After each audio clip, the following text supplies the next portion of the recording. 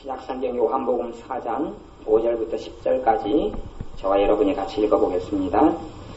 사마리아에 있는 수가라 하는 동네에 이르시니 야곱이 그 아들 요셉에게 준 땅이 가깝고 거기 또 야곱의 우물이 있더라.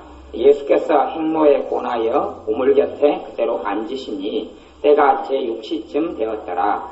사마리아 여자 하나가 물을 길러 왔음에 예수께서 물을 좀 달라 하시니 이는 제자들이 먹을 것을 사러 동네에 들어갔음이러라.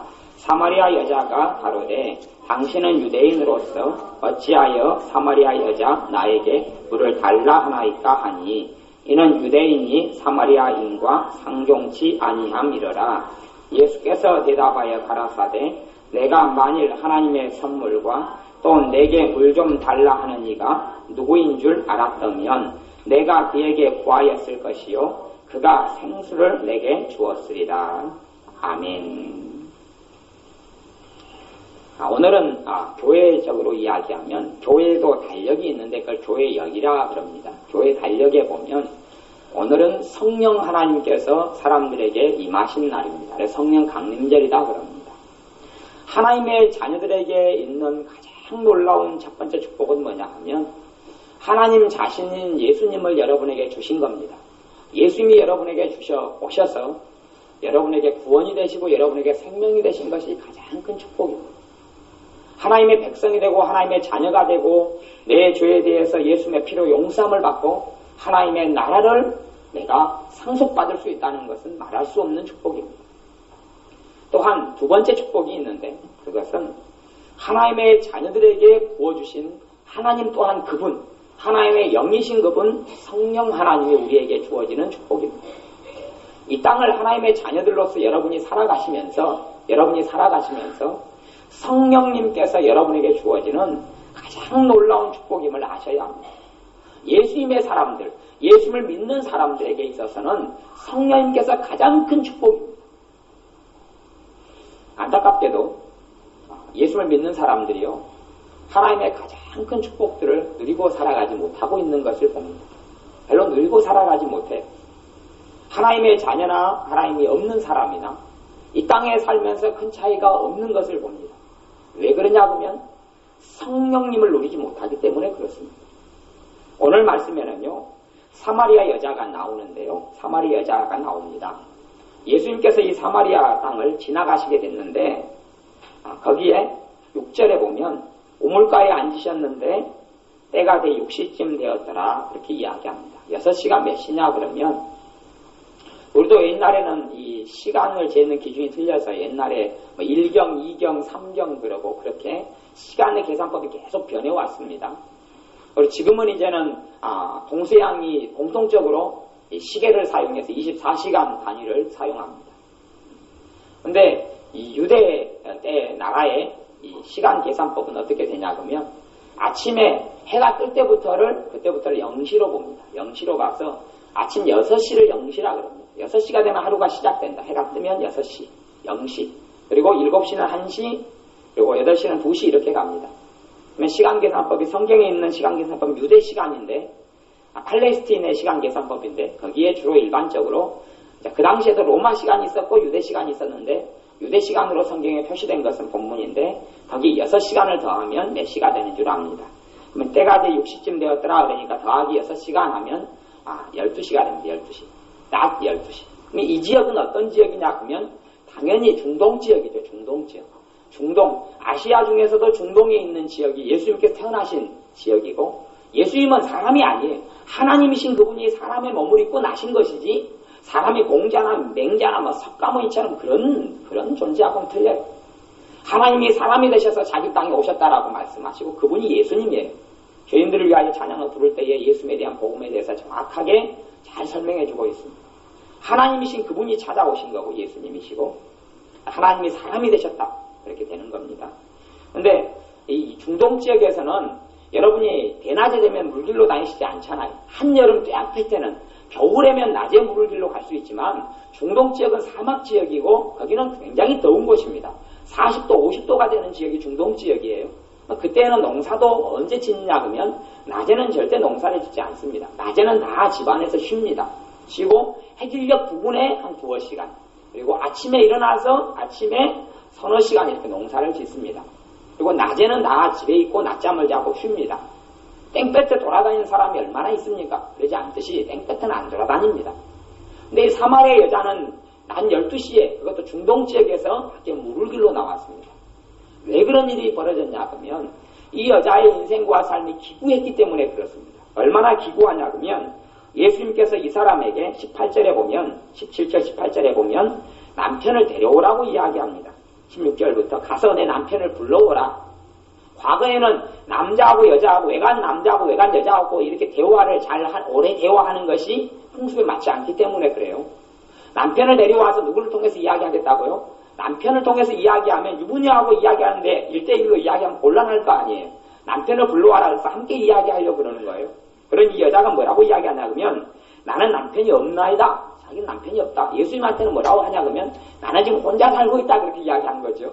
그런데 예수님께서는 그 여자의 마음속에 있는 진실한 마음을 아셔서 뭐라고 이야기하냐 그러면 너가 남편이 없다 하는 말이 옳다. 그러면서 18절에 너가 남편 5이 있었으나 지금 있는 자는 내 남편이 아니니 내 말이 참되도다. 지금 몇 번째 남자랑 살고 있다고요? 6번째 남자랑 살고 있는 거죠. 근데 이 여자가 아무래도 그랬던 거예요. 이 남자하고 결혼해 살다가 아마 남편이 있었다는 이야기는 남편 5이라고 이야기하니까요. 제 개인적인 생각에는 5명이 다 죽은 것 같아요. 이제 죽은 것 같아요. 그 남편 5이 있었으니 정상적인 결혼을 통해서 결혼했는데 그 사람이 죽고 2번째 남자를 얻었는데 또 죽고 3번째 남자를 얻었는데 또 죽고 뭐 이랬지 않았는가 싶어요. 그 유대의 법적으로 이야기할 때 남편이라는 개념은 주로 그런 개념이기 때문에요. 아니면 남편으로 얻었는데 이혼했을 수도 있어요. 이게 이혼도 있고 죽을 수도 있고 이렇게 섞이는 것도 많겠죠. 그리고 이제 5번째 남편과 헤어졌어요. 그 다음에 이 여자가 다시 남자를 얻었어요. 얻었는데 실수할 때가 있어요 없어요? 있지요. 사람은 얻었는데 남편으로 자기 평생 함께 살 남편으로 얻었는데 이 사람이 아니에요. 근데 느끼잖아요. 결혼해가지고 살았는데 이 사람이 아닌가요. 보통 이제 우리로 하면 결혼이 아니라 이걸 동거라고 이야기하는 동거. 동거를 했는데 이 사람에게 내 인생을 다 맡길 수가 없구나. 이 사람은 나는 마음이 맞아가지고 함께 살고 행복하게 살 수 있는 남자인 줄 알았는데 동거해보고 좀 더 알아보니까 내가 잘못했구나 하고 느낄 때가 아마 이 여자의 상황인 것 같아요. 그렇기 때문에 예수님께서도 이 여자에게 지금 있는 자는 내 남편이 아니니 내 말이 참되도다. 아니면 아마 저는 개인적으로 이 성경을 그렇게 해석합니다. 이 여자가 살고 있는 남자가 다른 여자 남편인 거예요. 그래서 뭐 이런 복잡한 불륜이나 뭘로 해가지고 지금 동거하고 있는데 후처인 거예요. 후처고 그 여자의 본 아내가 있는 거예요. 봐보세요. 예수님께서 누가 동거하고 살고 누가 결혼하여 사는데 이 남편이 아니다 그래서 이 부부를 갈릴 일이 있습니까? 없습니까? 없어요. 그러니까 내 남편이 아니다 그 말은 진짜 이 여자하고는 그냥 바람 나가지고 눈이 맞아서 5번째 남자하고 살다가 이 여자가 그냥 혼자 된 과부거나 이혼녀인데 그런 일이 벌어진 거예요. 진짜 남편이 아니고 그 남자는 돌아가야 될 가정이 있는 사람이기가 싶습니다. 어찌되었든 간에 내 말이 참되도다 그러면서 여자가 가로되 주여 내가 보니 선지자로소이다 예수님을 만납니다. 예수님께 물 좀 달라 그럴 때에 예수님께서 뭐라고 이야기하냐 그러면 13절 14절에 보면 예수께서 대답하여 가라사대 이 물을 먹는 자마다 다시 목마르려니와. 예수님께서 먼저 그 여자에게 물을 달라 그랬습니다. 그러니 이 여자가 당신이 누군데 외간 남자가 특별히 나는 사마리아 사람이고 당신은 유대 사람이고 당신과 내하고 다른데 왜 내게 물을 달라 그러느냐 그럴 때에 예수님께서 거꾸로 내가 너에게 물을 주고 싶다라고 이야기합니다. 지금 이 우물에 있는 물을 마시면 다시 목마르게 되는데 14절에 내가 주는 물을 먹는 자는 영원히 목마르지 아니하리니 나의 주는 물은 그 속에서 영생하도록 솟아나는 뭐가 되리라? 샘물이 되리라. 이게 주님의 말씀이에요. 그러니 이 여자가 지금 그렇게 5번째, 6번째 남자하고 사니까 동네에서는 어떻게 됐겠습니까? 이미 다 손가락질 받고 소문이 났어요. 이 여자는 대낮에 사람들이 동네에 여자들이 있는데 나갈 수가 없어요. 지금하고 똑같지만은 동네 우물이 있는 데서는 빨래 터잖아요. 여자들이 모여서 막 잡담하고 소곤소곤거리는 자리잖아요.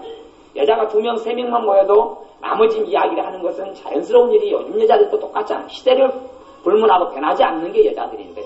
그러니 대낮에 나올 수밖에 없는 거예요.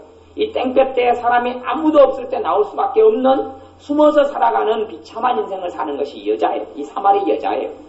예수님께서 이 여자에게 놀라운 이야기를 합니다. 내가 주는 물을 먹는 자는 영원히 목마르지 아니하리니 나의 주는 물은 그 속에서 영생하도록 솟아나는 샘물이 되리라. 그러니 이 여자가 예수님의 이 말씀을 듣고 이런 물을 내게도 주사 목마르지도 않고 또 여기 물길로 오지도 않게 하옵소서. 이 여자는 뭐가 중요한 거예요? 물길로 오지 않게 해달라는 게 중요한 거예요. 물길로 땡볕에서 나와도 동네 아줌마가 정신 나간 아줌마가 대낮에 돌아다닐 수가 있잖아요. 그럼 어이구 또 저 못된 여자 나왔네. 지금 남자를 좀 몇 개씩 갈아먹고 또 남편이 뭐 죽은 것이 죄작합니다. 옛날에는 많이 그랬어요. 남편이 일찍 돌아가시면 여자가 뭐 어떻게 부도갔기 때문에 그렇다. 이런 것들이 옛날에 얼마나 그런 이런 잘못된 것들이 많았는지 몰라요. 이 여자 손가락질 받는 여자가 그러니 물길로 오기가 너무 싫은 거예요. 밖에 나가면 아는 사람을 만날까? 밖에 나가면 동네 사람만 만나도 다 아니까요. 요즘같이 아파트에 살고 도시화가 이루어진 데는 모르죠. 옆집에 누가 어디서 왔는지 모르는데 뭐 조선시대 같은 이런 사회에서 누가 몰라요. 다 알죠. 전부 다 알아요. 손가락질 받고 업신여김 받고 보면 수군거리고 안 보니 나은데 요즘같이 수도가 있는 것도 아니고 물을 틀면 나오는 것도 아니고 우물에 물을 길러 가야지 먹고 살 거 아니에요. 특별히 사막 지역에는 더 그렇죠. 그리고 우물이라는 것이 가까운 데 없습니다. 지금 아프리카도 그렇지만 우물이 바로 동구 같은 나가면 있는 게 아닙니다. 한 마을에 우물을 몇 개겠습니까? 자리에 하나입니다. 지금도 그 아프리카나 아이들 한 달에 후원을 하잖아요. 그러면 저런 돈이 모여가지고요. 또 저런 단체에서 뭐 하냐 그러면 아프리카 우물 만들어줍니다. 한 마을에 우물을 뭐 500만원, 700만원 가지고 뚫으면 그 마을이 그때부터 웃음꽃이 핀다고 그럽니다. 그런 일을 아프리카에는 우물이 없고 물이 없으니까 우리나라 관정, 관수하는 기술이 얼마나 발달했습니까? 그러니 뚫어내는 거예요. 그래서 그 마을이 아이가요, 5살짜리도 아프리카 같은 데는 아침에 새벽 한 3시나 4시에 일어나가지고 물길로 갔다가 오면은 한 6시간 걸린다고 해요. 그런 게 너무 많아요. 물 한 번 길어가지고 오면은 낮이에요. 아침 안 먹고 굶고. 그런 데가 아프리카나 세계적으로 나라가 많아요. 물 부족 국가가 이미 3분의 1 절반에 육박했어요. 우리나라도 물을 지금같이 의미 없이 아끼지 않고 계속 쓰면 우리도 물 부족 국가에 들어갑니다. 우리도 지금 물이 풍족하지가 않아요. 점점 물이 메말라 갈 거예요. 어찌되었든 간에 이 여자는 물길로 오기 싫었고 그리고 항상 있는 샘물을 주님께 주신다고 말씀하니까 그걸 달라고 그랬어요.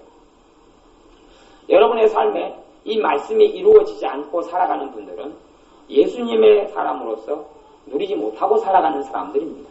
누리고 살아남이 없는 사람들이에요. 그 말씀이 무슨 말이냐 그러면 10절에는 그가 생수를 내게 주었으리라 그러고요. 14절에 내가 주는 물을 먹는 자는 영원히 목마르지 아니하리니 나의 주는 물은 그 속에서 영생하도록 솟아나는 뭐가 되리라? 샘물이 되리라. 다른 말씀에는 내 배에서 생수의 강이 흘러나리라. 이렇게 말씀했어요. 그러면서 이는 저희의 받을 성령을 일컬음 이러라. 이것은 성령 하나님에 대한 말씀이에요. 성령 하나님에 대한 말씀이에요. 성령 하나님께서 우리에게 임하시고 찾아오시고 역사하시는데 성령 하나님께서 역사하시면 목마르지 아니하는 생수가 되고 샘물이 된다라고 말씀하셨어요.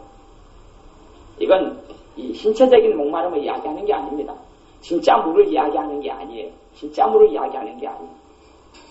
물이 여러분에게 아무리 많아봐야 마음이 고달프고 번민되고 고통스럽고 힘든데 행복하겠습니까? 그러진 않지요. 하나님의 자녀들이 성령님의 역사하심과 성령님의 임하심과 성령님의 충만하심을 누리지 못하기 때문에 그리스도인다운 하나님의 자녀다운 삶을 살지도 못하고 하나님의 축복도 제대로 못 받고 살아갑니다. 여러분들이 하나님의 은혜를 통하여서 보여주시는 성령님을 받으셔야 합니다.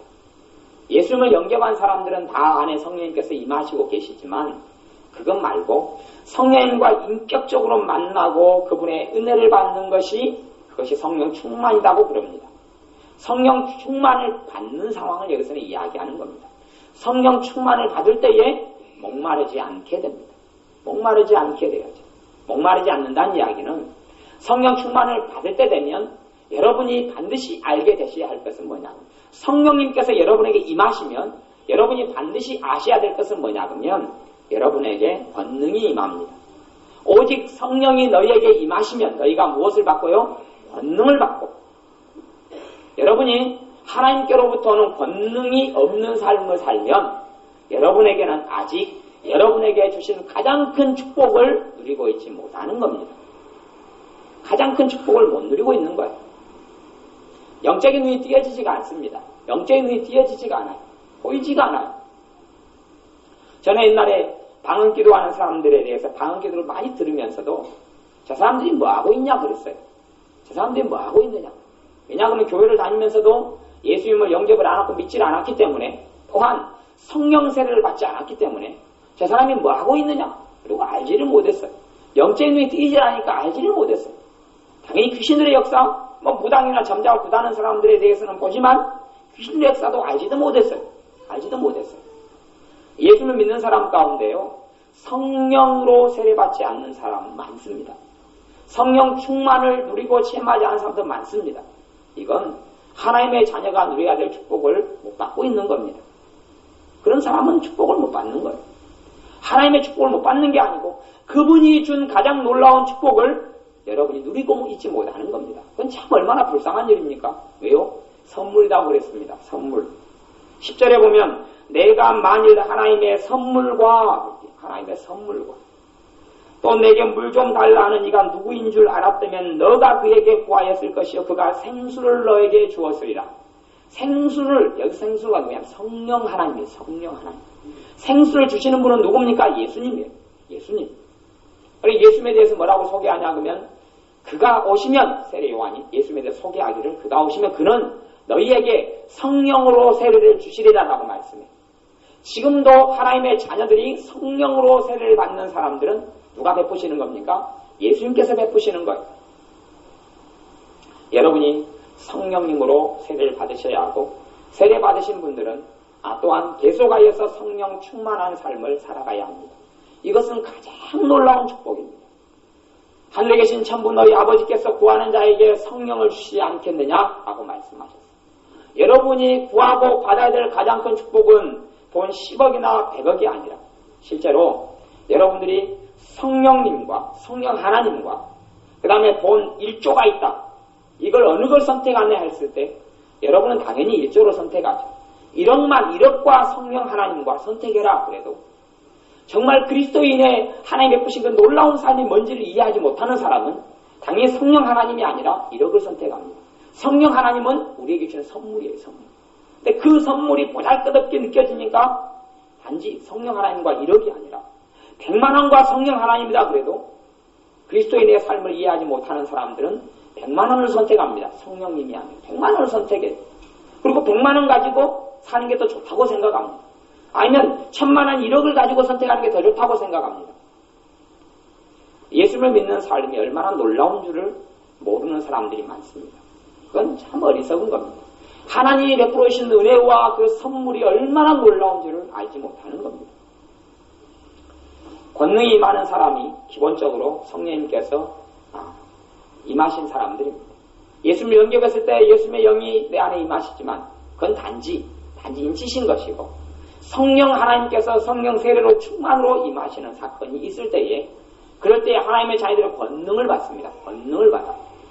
내 능력이 아니라 하나님의 능력이 입혀지는 겁니다. 작게든 크게든 그것이 없는 사람들은 하나님의 자녀로서 누림을 별로 살고 있지 못하는 사람들입니다.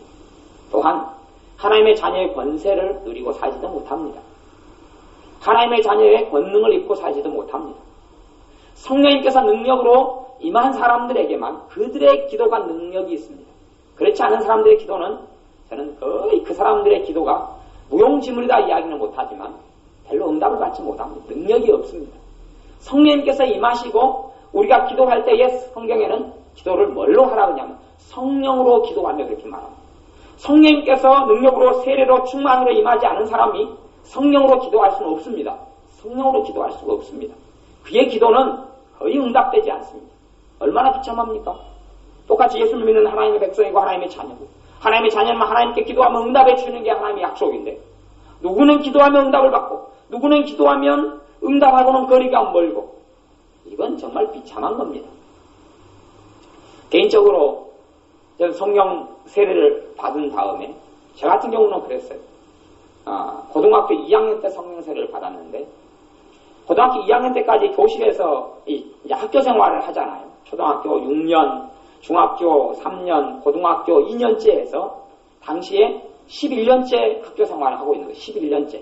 11년째 학교 생활을 하지만, 저는 학교에서, 학급에서 회의를 하거나 무슨 일이 있으면 발표를 해본 적이 한 번도 없어요. 자신감이 없기 때문에 발표를 한 번도 해보지 못했어요. 아이들 앞에 서가지고 학급에 이제 손들고 내 의견이 있다, 우리 청소 열심히 하자, 뭐 근다거나, 아니면 야, 나 돈 없다, 돈 많이 걷지 말자, 소풍 가는데, 뭐 근다거나, 아무런 말을 해본 적이 없어요. 학교에 가서 아이들하고 조금씩 놀긴 했어도 자신감을 가지고 주도권을 가지고 아니면 학급에 이제 의견을 발표하고 이런 것이 한 번도 없어요. 그런데 성령세를 받은 다음에 그때부터 자신감이 생겼어요. 그게 제 자신감이 아니라 뭐예요? 능력에 있죠. 능력. 성령의 권능이 임했어요. 권능이 임하니 그 전까지는 제가 전혀 말도 못하고 입을 다물고 아무 말도 못하는 제 자신이, 그 다음부터는 회의 시간 되면 제가 일어나서 의견을 발표했어요. 근데 처음에 발표할 때는 손 드는데 손이 부들부들 떨리고, 그 담력은 오는데 담력은 손을 부들부들 떨리고, 말을 하는데 말이 부들부들 떨리더라고. 말이 부들부들 떨려. 대신에 그것을 한번 하고 나니까 그 다음부터는 계속하여 그렇게 되어졌어요. 나중에는 이제는 뭐 대학 생활을 하고 어른 생활할 때에 무슨 뭘 맡아가, 책임을 맡아가 해야 된다고 하면 내가 그 지도자 자리에 서겠다. 그리고 그 전에 평생 그런 일이 없어요. 마찬가지로 또 저는 공부를 질나게 못했던 사람이에요. 공부를 별로 못했어요.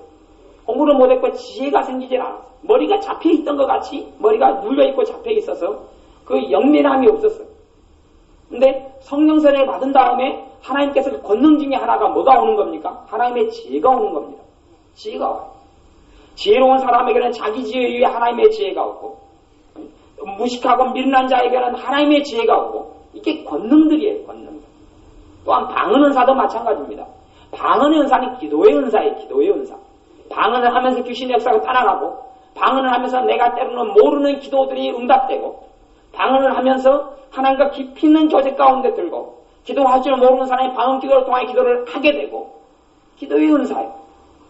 성령의 은사들에서 이야기하려면 참 할 말이 많지만, 지난 시간까지 기도의 목금토의 3시간에 걸쳐서 영분별의 은사 하나만 가지고도 그 3번을 나누었습니다. 여러분이 테이블 들으시고 공부를 좀 하시고 기도하십시오. 은사들은 너무나 많습니다. 일례로 병을 고치는 은사도 성령님께서 주시는 권능으로 주시는 경우입니다. 권능으로 주셔. 믿음의 은사, 믿어져버리는 거예요. 여러분이 믿으려고 너희가 기도할 때에 믿고 기도하는 것은 무엇이든지 받으리라. 그러면 내가 믿고 기도하려고 해도 그건 믿음이 안 생겨요. 믿음의 은사가 와야지 되는 거예요. 믿음의 은사는 선물이에요. 믿음이라는 하나님의 선물이 내게 와서 내가 기도하는 것이 응답 받을 줄로 믿어져 버리는 거예요. 그럴 때 응답이 나타나는 거예요. 근데 그것도 성령님께서 여러분에게 임하실 때 여러분이 받게 되는 선물이에요. 여러분들에게 성령님께서 임하셔서 권능이 입혀지셔야 합니다. 권능이 입혀지셔야 돼요. 권능이 입혀지면 여러분이 항상 초조하고 불안하고 낙담하고 산 사람들은 여러분 스스로가 낙담을 이기고 초조를 이기고 불안을 이기려 해도 이겨지지 않는 사람이 그 상태에서 예수를 믿었어요. 그리고 똑같이 그렇게 살아가요. 그건 권능이 임한 사람이 아닙니다. 권능이 임한 사람이 아니에요. 권능이 임한 사람은 그 낙담과 초조가 사라지고 평강이 옵니다. 왜? 그 불안과 낙담과 초조를 성령님의 권능이 임하여서 그걸 없애버리고 눌려버리는 겁니다. 권능이 임해야 됩니다. 그런다 해서요, 성령의 충만과 세례를 받은 사람이 항상 평안하고 항상 기쁘고 항상 권능을 입고 살아간다는 이야기를 하는 게 아닙니다. 왜냐하면 너희는 성령을 소멸치 말매라고 말씀했기 때문에요. 성령의 역사하심과 권능을 우리가 까먹고 다시 되찾고 하는 것이 우리의 선택이기 때문에 그렇습니다. 내가 하나님을 가까이 하면 하나님의 그 권능이 계속하여 역사하고 일합니다. 내가 하나님을 멀리하면 하나님의 권능과 충만함들이 점점 사라져갑니다. 어떤 사람은 예수님을 영접하고 불안하고 초조하고 기쁨이 한 번도 없던 사람이 예수님을 만나고 성령께서 임하시면서 기쁨으로 임하시는 경우도 있어요. 기쁨으로. 그러니까 말로 다 할 수 없는 기쁨이 샘솟듯 솟아나요. 너무 기쁘고 좋은 거예요. 너무 기쁘고 좋아요. 그게 권능 중에 하나예요. 자기가 스스로 개그 프로그램 보고 기뻐하는 것은 별로 의미가 없는 것이고, 그러니까 잠깐 있다가 마는 것이고, 진짜 하나님의 기쁨이 안에서부터 마음속에 자리를 잡는 거예요. 그게 성령님의 세례를 통하여 충만을 통하여 오는 거예요. 그것이 온 사람들은 이 안에가 마냥 기쁘게 되어져요. 환경은 별로 변화가 안 되는데 그게 권능이에요. 권능 중에 하나예요. 환경은 큰 차이가 없는데 기쁨이 생겨나요. 기뻐요. 샘솟듯 기쁨이 일어나요. 이게 내 속에 솟아나는 샘물이 되리라는 거예요. 샘물이 여러분에게 솟아나고 있느냐 하는 거예요. 샘물이 솟아나느냐. 우리나라는 물이 많은 나라니까, 물이 참 좋은 나라니까 이해를 잘 못할 수가 있습니다만은, 그리고 뭐 우리 동네 같은 경우도 옛날에는 우물이 있어가지고 우물에 물을 길러 저도 한 20분 이상을 걸어서 물 두레박을 가지고 와서 물을 길어가지고 올라가고 뭐 그렇게 지냈습니다. 근데 집안에 샘물을 하나 장만한다는 것은 엄청나게 그 집안은 부요한 것을 누리는 집안이 됩니다. 시골에서도 그래요. 집에 샘물이 하나 있다. 내 집에 샘물이 하나 있다 그러면 누구 못지않게 큰 소리 치고 살 수 있는 사람이 그 샘물 샘터를 가지고 있는 사람입니다. 근데 여러분 안에 그 생수가 솟아나고 시원하고 달콤한 물 솟아나는 샘물을 여러분 안에 주신다는 이야기예요. 안에가. 샘물을 여러분이 계속 길어내면 계속 새로운 샘물이 솟아나는 겁니다. 샘물도 길어내지 않고 가만히 놔두면 어떻게 되죠? 썩어요, 썩어. 샘물도 썩습니다. 물이 오염돼 버리고 못 쓰게 돼 버립니다. 그런데 그 샘물을 계속하게 길어내는 사람은 더 깨끗한 샘물이 계속 솟아납니다. 계속 솟아나요. 그 샘물을 여러분에게 주시겠다라고 말씀하시는 거고, 그 샘물로 오시는 분이 성령 하나님이에요. 성령 하나님. 여러분이 누구보다도 여러분의 기도가 성령 하나님을 구해야 합니다. 구하는 자에게 성령을 주시지 않겠느냐? 성령 하나님을 구하면 구할수록 그분의 권능이 임하여져 옵니다. 예수님을 영접하고 믿고 사는 사람이 권능이 뭔지를 모른다. 성령 하나님이 누군지를 모른다. 그분을 체험하지 않았다. 솔직한 이야기로 저는 그런 사람에 대해서요, 그 사람이 구원 없는 믿음을 죽을 때까지 유지한다는 보장을 저는 못합니다. 하나님이 구원을 안 주신다는 이야기가 아니라 그 사람이 자기에게 구원 없는 믿음을 하나님의 선물로 주셨는데 그걸 지킨다는 보장을 못한다니. 지킨다는 보장을 못해요. 예수님을 영접하고 구원 없는 믿음을 받은 사람이 10명이 있으면 그 가운데 주로 한 3명에서 5명 이상은 다 떠납니다. 교회를 떠나고 신앙을 떠나고 믿음을 떠납니다. 과거에는 예수님 영접했고 구원 없는 믿음을 가진 사람이 떠납니다. 근데 그 가운데 성령으로 세례를 받고 충만을 받은 사람들은 떠나지 않습니다. 그리고 그 가운데 하나님의 은혜를 누리고 살아갑니다. 큰 차이가 있어요. 물론 교회에서 다니지만 예수님을 영접하지 않고 예수님을 내 구주와 내 하나님으로 믿지 않고 영접하지 않는 사람들은 뭐 두말할 거 없죠. 이따가 떠나죠. 도중에 만나는 사람들도 있고. 근데 예수님을 믿는 사람이 성령 충만이 뭐고, 그분이 주시는 능력이 뭐고, 그분이 주시는 권능이 뭐고, 세상 은사가 뭔지를 모르는 사람들은 저는 솔직한 이야기로 무식한 사람이다 그럽니다. 무식한 사람. 왜 무식하느냐? 하나님이 주시는 말로 다 할 수 없는 축복과 선물들이 가득 쌓였는데 누리고 살지 못하는 것이 얼마나 비참하고 불쌍합니까? 예전에 어떤 할머니가 아들이 중동에 일하러 갔습니다. 중동에 일하러 갔는데 할머니가 이제 옛날에 중동 70년대 일할 때 굉장히 돈 잘 벌었거든요. 중동에서 일하러 갔는데 아들이 거기서 많은 돈을 벌어가지고 매 달마다 돈을 보내왔어요. 돈을 보내왔는데 그 당시에는 이런 발달하지 않아가지고 돈을 보내올 때 뭘로 보내올 수밖에 없으면 달러로 보내왔어요. 달러로 보내왔어요. 근데 이 할머니가 그 실을 몰라요. 아들이 주는 달러를 계속하여 받고 살았어요. 받고 살았는데 이 동네에서 이 할머니가 아들이 몇 년 일하는 동안에 했던 일은 구걸하고 먹고 사는 일이었어요. 농사질 땅도 없고. 그리고 계속 구걸하고 다녔어요. 구걸해가지고 얻어먹고 빌어먹고 거지로 살고. 그러다가 어느 날 이 할머니가 동네에서 보이지 않는 거예요. 한 3일이나 일주일을 안 보여요. 무슨 일인가 하고 동네 사람이 방 안을 열었더니 할머니가 방 안에 죽어있는 거예요. 왜 죽어있냐 그러면 할머니가 굶어가지고 영양실조로 굶주려가지고 방에서 죽었던 거예요. 나중에 아들이 소식을 듣고 왔어요. 그리고 동네 사람이 장례를 치려고 방에 들어갔어요. 방이 온통 달러로 도배가 돼 있어요. 옛날에 얼마나 종이가 귀했습니까? 시멘트 푸대, 이런 쌀감 푸대, 다 푸대로, 마다리 푸대라 해가지고 그걸로 방바닥 바르고 벽 바르고 다 그랬잖아요. 달러가 오니까 달러가 돈인 줄 할머니가 알아요, 몰라요? 몰라요. 모르니까 달러가 오면 그 정말로 그 종이니까, 귀하니까 그걸로 문종이 바르고 천장 바르고 온통 달러가 다 50달러, 10달러, 100달러 다 그렇게 도배가 돼 있는 거예요. 그 돈을 지금으로 환산하니까 억대가 넘는 돈이에요. 옛날에 그 정도면 그냥 보통 큰 돈이 아닙니다. 그렇게 큰 돈이 그 달러로 도배가 돼 있어요. 문종이로 다. 벽지 천장으로 다 도배가 돼 있어요. 옛날 집 흙집 그렇잖아요. 근데 이 할머니는 굶어 죽은 거예요. 그러니까 이 아들이 어머니가 죽었다는 소식을 듣고 놀란 거예요. 왜냐하면 자기는 별로 안 쓰고 돈을 고스란히 엄마한테 보내줬는데, 그러니 엄마가 정말 잘 살고 있을 줄 생각했죠. 근데 엄마가 죽게 되니 얼마나 비참한 거예요. 이것이 그리스도인에게 나타난 일이에요. 하나님이 주는 성령님을 보내주신 것은 정말 하나님의 자녀로서 이 땅 위에 하나님의 권세와 능력을 힘입고 그분의 은사들을 힘입고 충만한 삶과 기쁨이 넘치는 하나님의 자녀로서 삶을 살아가도록 성령을 보내셨는데, 성령님이 있는 사람이나 없는 사람이나, 예수를 믿는 사람이나 안 믿는 사람이나, 똑같이 근심하고 똑같이 불안하고 똑같이 낙담하고 똑같이 병 가운데 고생하고 똑같이 절망하고 이런 삶을 사는 걸 볼 때에 얼마나 하나님의 마음에 근심하고 답답하겠습니까? 그런 일이 우리 그리스도인들에게 일어나는 일이에요.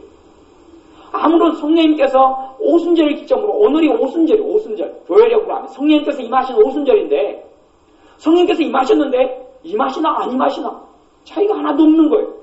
왜냐하면 사람들이 임하신 성령님을 모셔드려야 하고, 예수님을 영접받으신 모셔드려야 하고, 그분을 의지해야 돼.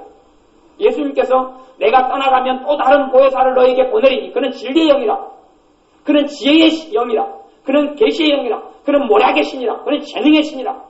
오늘 성령 강림절에 말씀을 읽었죠. 제가 다시 읽어볼게요. 도덕문 63번에 가 있는데요. 여러분이 이 성령님의 역사들을 누리고 살아야 합니다. 여호와의 신, 이 성령님입니다. 곧 지혜와 총명의 신이요. 성령께서 제대로 임하시면 뭘로 임하십니까? 지혜로 임하시고, 그 다음에 총명의 신, 성령님이 총명의 신이에요. 총명의 신. 총명하다. 분별력이 있고, 판단력이 있고, 지각이 있고, 총명의 신으로 임하시고, 모략과 재능의 신이요. 여러분의 재능 위에 누구의 재능을 입혀줍니까? 하나님의 재능을 입혀줍니다. 하나님의 재능을 입혀줘요. 여러분의 삶을, 장사를 하는 사람은 그 장사하는 재능 위에 어떤 재능을 부어줍니까? 하나님의 재능을 부어주시는 거예요. 예배할 때만 하나님이 필요하고 삶에는 왜 하나님이 필요가 없습니까? 내 인생과 내 직장과 내 가정생활에 왜 하나님이 필요가 없습니까? 아니에요. 보혜사, 그는 내와 함께 있어서 나를 돕는 분으로 성령 하나님께서 우리에게 임하시고 찾아오셨는데, 그분이 여러분의 가정과 삶을 돕기를 원해. 안 좋은 것들이 오면 장애물을 피하도록 눈을 열어주시고, 이 영분별의 은사예요. 하나님의 축복된 사람을 붙여주시면 그 사람이 하나님 보낸 사람이라는 걸 알게 되고, 마귀가 내 축복을 빼앗아가는, 재산을 빼앗아가는 사람을 붙이면 영적인 눈이 열어져서 이 사람이 하나님께 보낸 사람이 아니다, 위험인물이라는 걸 알게 되는 은사가 영분별의 은사예요. 각양각종의 은사와 능력으로 함께 해주셔서 하나님의 자녀다운 삶을 누리고 살게 해주시는 거예요. 지식과 여호와를 경외하는 신이 그 위에 강림하시리니, 지식이, 하나님의 지식이 임해요. 하나님의 지식은 뭘로 주로 오냐? 꿈과 환상으로 와요. 예수님 영접하고 성령님께서 임하신 사람은 하나님이 주시는 꿈들을 많이 꿉니다. 하나님은 꿈을 꾸게 해주세요. 영적이고 좋은 꿈들을 꾸게 해주세요. 내가 상태가 안 좋을 때는 안 좋다는 것을 하나님 꿈으로 보여줘요. 내가 하나님과 가까우면 가깝다는 걸 보여줘요. 내 생활 속에 귀신들이 역사하고 있으면 예수님의 이름으로 쫓아내고 물리쳐라고 귀신들이 역사하는 걸 보여줘요. 예수님의 이름으로 귀신을 쫓아냈으면 꿈속에서 돼지가 나가거나 아니면 막 바퀴벌레가 나가거나 벌레들이 나가거나 뱀이 나가는 것을 보여줘요. 그러면서 이 귀신들이 쫓아나가고 있다는 걸 보여줘요. 영적인 이 지식들을 하나님께서 꿈과 환상으로 보여줘요. 이런 것들이 여러분에게 주시는 성령님의 권능과 역사하심으로 주시는 거예요. 여러분을 자유케 합니다. 예수님의 이름을 여러분이 사용할 때 귀신 역사가 더 신속하고 빨리 떠나갑니다. 예수님의 이름을 쓸 때 믿음이 여러분에게 와요. 믿음이 와요.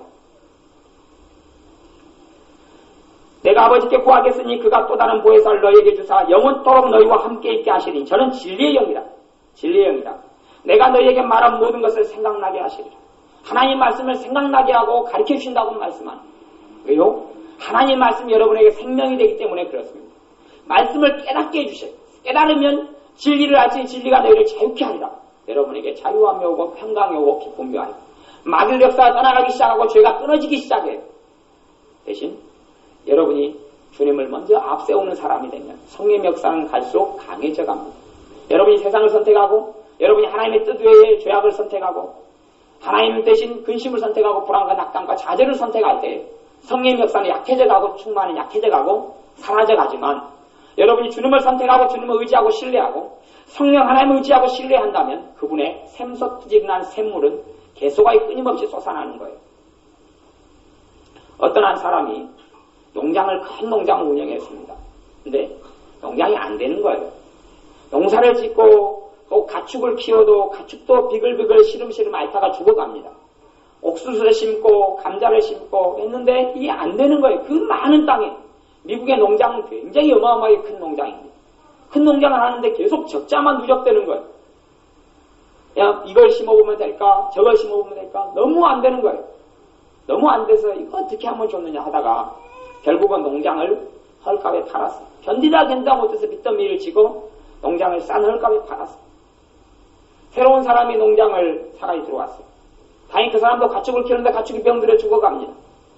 그리고 농사를 짓는데 아무것도 안 되는 거예요. 이 사람은 거기에서 이상한 생각을 합니다. 왜 농사가 안 되지? 그리고 지질학자를 데려옵니다. 땅을 검사하는 사람을 데려와서 지질학자가 보니까 땅을 검사해 보니까 이 땅에는 지금 석유가 매장되어 있을 가능성이 높다는 거예요. 석유가 매장되어 있으면 농사 되겠어요? 안 되겠어요? 안 되지. 기름이 안에가 있는데. 그리고 그런 데서 나오는 것들을 먹을 때에 뭐가 섞입니까? 그런 게 섞이니까 동물이 먹고 죽는 거예요. 어딘가는 또 석유가 터지는 곳이 있으니까. 그래서 석유를 시추하는 회사에 연락해가지고 구멍을 뚫었습니다. 석유가 어마어마하게 솟아나고 거기서 미국의 전 세계에서 거기가 두 번째로 석유 매장량이 많은 곳이 지금 거기입니다. 그리고 거기는 독배락을 마셨죠. 세계에서 가장 많이, 샌프란시스코가 어딘가 그러는데 그 자리가 그 자리예요. 그 사람은 발밑에 뭘 깔고 살았어요? 돈을 깔고, 원주인, 농장의 원주인은 발밑에 석유를 깔고 어마어마한 돈을 깔고 살았어요. 그러면서도 불구하고 정말 가난하게 살고 그러면서 빚지고 살고 그러면서 농사 안 된다고 답답하게 살고 돈 꾸러 다녔어요. 근데 그 사람 발밑에는 완전히 돈더미였어요. 그 다음 주인이 와서는 그걸 발견했어요.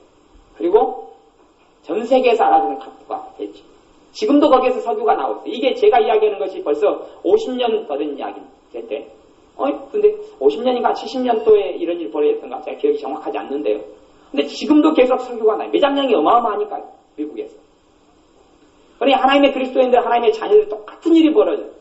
능력의 원천인 성령 하나님이 오순절을 기점으로 우리에게 임하시고 찾아오셨는데 그분의 능력을 입지 못하고 살아가요. 그분의 능력을 입지 못하고 살아가요. 하나님의 자녀다운 삶을 살지도 못해요. 하나님을 기쁘시게 하는 삶도 살지 못해요. 하나님을 기쁘시게 하는 삶도 내 능력으로는 가능하지 않습니다. 내 삶에 어그러진 걸 잡아도 내 능력으로 잡으려고 잡혀지지가 않습니다.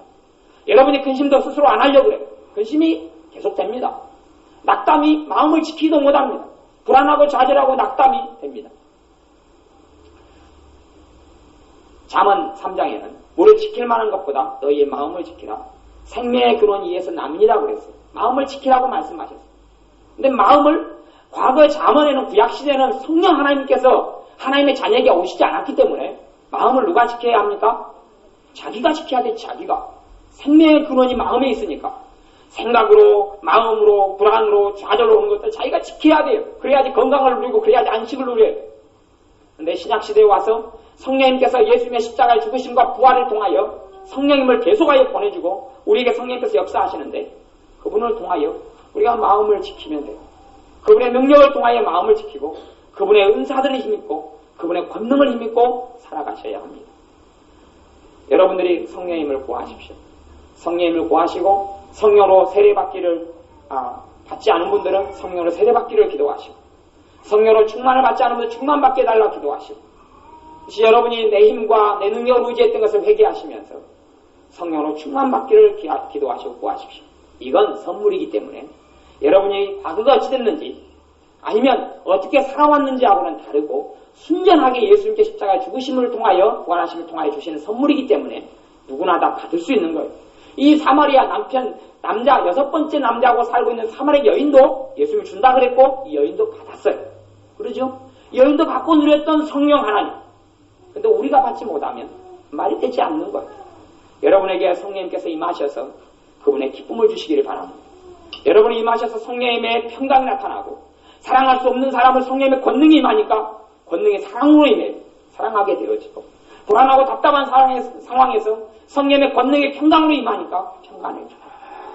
하나님의 뜻을 알게 되고 깨닫게 되어지고 하나님의 영적 비밀들을 알게 되어지고 예수님의 사랑을 더 깨닫게 되고 발견하게 되어지고 그런 성령님의 권능이 임하셔서 하나님의 자녀로서 누리는 그러한 축복들을 누리시기를 바랍니다. 기도하겠습니다.